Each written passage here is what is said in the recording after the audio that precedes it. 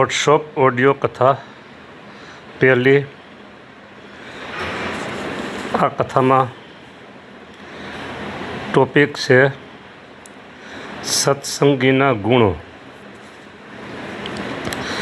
લાખો લોકની ભીડ ભરાય, પણ નરત્રિયા સ્પર્શ ન થાય। પગ પુરુષ ન પીલે, પગ અડકે તો માફી માગી લે। કેટલી સરસ વાત છે। લાખો લોકોની ભીડ ભરાય, લાખો લોકોની ભીડ ભરાય। વડતાલમાં મોટા મોટા સમયા ઉત્સવ થાય। વડતાલ ભૂમિ એટલે સ્વામિનારાયણ ભગવાનની લીલા ભૂમિ। લાખો લોકો સમયમાં આવ્યા હોય। ભાઈઓ પરસ્પર જતા આવતા હોય, રસ્તા સાંકડા હોય, કંઈ પહોળા હોય, સભાસ્થાન હોય, પણ ક્યારેય પુરુષ પગ ન પીલે, તેમ સ્ત્રીઓના વિભાગમાં સ્ત્રીઓના પગને અડકી ન જાય, પગ ઉપર પગ ન ચડે કોઈના ચાલવામાં, ચાલતા કોઈના પગ ઉપર પગ ન આવે, એટલી મર્યાદાથી ત્યાં આ બધી વ્યવસ્થા સરસ જળવાતી હોય છે। આપમેળે બધી વ્યવસ્થા આપમેળે। પગ પુરુષ ન પીલે, અને કદાચ પગ અડકે તો માફી માગી લે।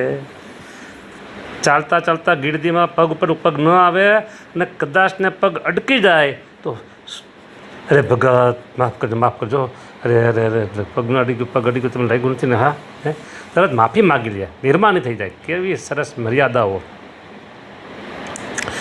ભાઈ જે વૃદ્ધ જુવાન, ભાસે સૌ ભાઈ બહેન સમાન। પ્રભુમાં મન સૌના પ્રોવાય, બીજો ઘાટ ન મનમાં ઘડાય। આવી પવિત્રતા ક્યાં મળે? જુઓ, અરે સ્વામિનારાયણ સંપ્રદાય મહાસાગર સમાન છે, મહાસાગર સમાન। અરે કિનારે તો ભાઈ તમને માછલા મળે, અને મોંઘા મોતી એના તળિયે હોય। એમ કદાચ ક્યાંય આ છબકલું હોય, એ તો બધા કિનારાના માછલાઓ છે। હા, પણ તમે જુઓ, કિનારામાં માછલા હોય, ભલે વધારે કદાચ માછલા હોય, પણ અંદર મોતીઓ છે હોય, મોતી નથી એમ ન માનશો। તળિયે માછલા, ઉપર માછલા, બધે માછલા એમ ન સમજશો તમે। હા, હોય તો એનો નિકાસ થઈ જતો હોય, પણ વાત મુદ્દાની ખજાનો, ધન સંપત્તિ તળિયે છે। એમ સ્વામિનારાયણ સંપ્રદાયમાં તમે ઊંડો તપાસ કરશો ને, ઊંડો તપાસ, ઓહો, ભજનીક સંતો છે, તપસ્વી સંતો છે, વૈરાગી સંતો છે, જ્ઞાની અને ધ્યાની સંતો છે, નિસ્વાદી વર્તમાન પાડનારા સંતો છે, નિષ્કામી વર્તમાન પાડનારા સંતો છે, નિસ્વાદી, નિષ્કામી, નિર્લોભી, નિર્માની, નિર્સ્નેહી આ વર્તમાનનું પાલન કરનારા સંતોનો મોટો વિભાગ છે। મોટો બહોળા વિભાગમાં સંતો છે। હા, મારે એટલા માટે કહેવું પડ્યું કે ભાઈ જે વૃદ્ધ જુવાન, ભાસે સૌ ભાઈ બેન સમાન। પ્રભુમાં મન સૌના પ્રોવાય, બીજો ઘાટ ન મનમાં ઘડાય। બીજો કોઈ ઘાટ ન થાય, વિચાર કરો। આ સ્વામિનારાયણ સંપ્રદાય છે। હા, કોઈ ઘૂસી ગયા હોય આગલા જન્મના પુણ્યના પ્રતાપથી, પુણ્ય પૂરા થઈ જાય તો પછી બધું થાય એમ। હા, અને થાય તો એનો નિકાસ પણ થતો જ હોય છે। કોઈનો બચાવ કરવામાં નથી આવતો। આ તમને ચોખ્ખી વાત કરી। આગળ જુઓ, દિશે દોષ વિના સૌની દ્રષ્ટિ, ભાસે સંસારથી ભિન્ન સૃષ્ટિ, એવું આશ્ચર્ય જેને જણાય, પ્રભુનો કેમ નિશ્ચય ન થાય. બોલો, જેને સ્વામિનારાયણ સંપ્રદાય વિરોધ જ છે, પછી તમે એક નહીં 1,00,000 આવી વાતો બતાવશો તો એને પીળું જ દેખાવાનું છે, દ્રષ્ટિદોષ છે. હા, અને ભાઈઓ, હું તો તમને એટલું જ કહું, વધારે નથી કહેવું કાંઈ. એટલું જ કહું કે આત્યંતિક કલ્યાણ જેને જોઈતું હોય એને આ સમયમાં આ સંપ્રદાયમાં રોકડું છે. બીજી 100 વાત મેલો પડતી અને આપણી વાતને એક લ્યો. મારે આત્યંતિક કલ્યાણ જોઈએ છે અને આપનારા સંતો અહીંયા મળે છે, બસ. બીજું ઘણું બોલીશ અને કોઈ વિરોધીના હાથમાં કથા આવે તો એની ઉપર કોમેન્ટ ઘણી બધી કરી શકે એમ છે. કારણ કે આજની દુનિયા એટલી બુદ્ધિનો વ્યાપ છે, પણ આ બુદ્ધિ ફળદ્રુપ નથી. આ બુદ્ધિ ફળદ્રુપ બુદ્ધિ નથી. આ બુદ્ધિ ફુગાવાની બુદ્ધિ છે, બુદ્ધિનો ફુગાવો છે. એટલે બધાને જોઈ મળી રહે. આપણે તો આત્યંતિક કલ્યાણ જોઈશે, બાકીને ભલે ટીકા ટિપ્પણી કરે, કોમેન્ટ કરે, કરવા દો.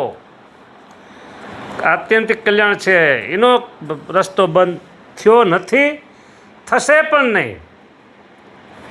દિશે દોષ વિના સૌની દ્રષ્ટિ, ભાસે સંસારથી ભિન્ન સૃષ્ટિ, એવું આશ્ચર્ય જેને જણાય, પ્રભુનો કેમ નિશ્ચય ન થાય. અરે થાય નિશ્ચય થઈ જાય. પડી વસ્તુ ઉપાડે ન કોઈ, ભલે હેમનું ભૂષણ હોય. પડેલ કે કઈ વસ્તુ હોય, અરે સોનાનો દાગીનો પડ્યો હોય ને, તોય કોઈ ન અડે જ નહીં ને. વંથલી સૂર્યકુંડ એનો એક બની ગયેલો પ્રસંગ મોજૂદ છે.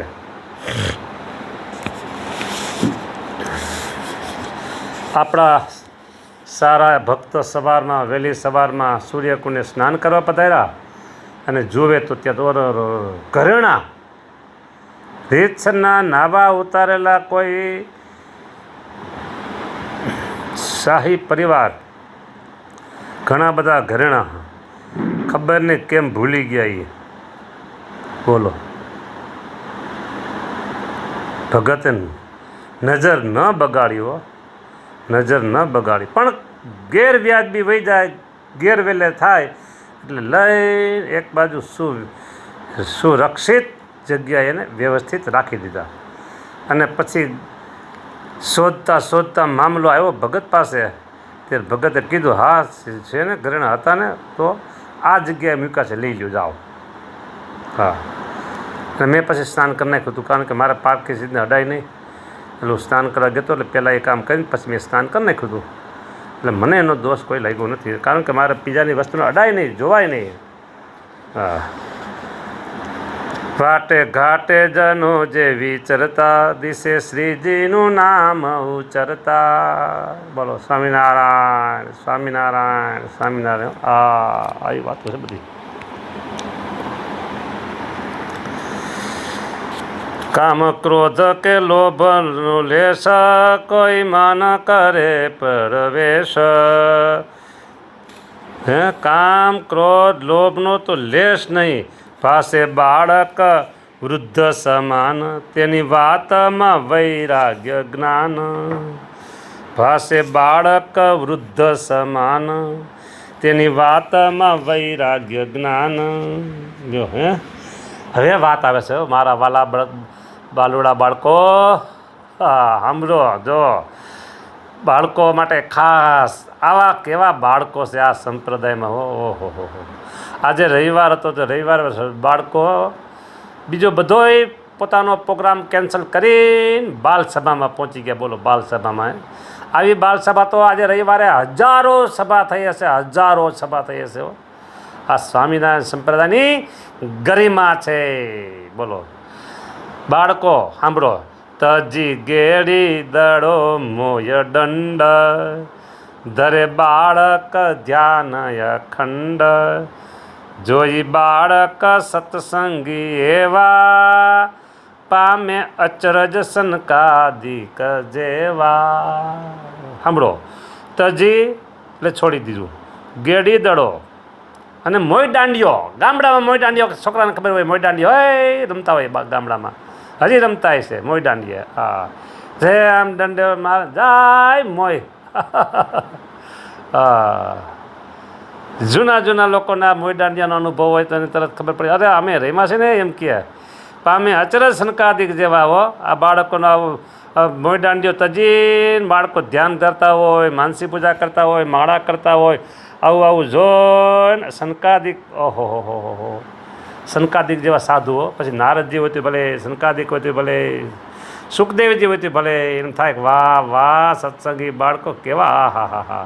ભગવત પરાયણ જીવન જીવે છે, જોઈને આશ્ચર્ય પામે હો. હા, આવું છે હો. લ્યો બાળકો, સમજા ને? હા, તમારી વાત થઈ હો. હા,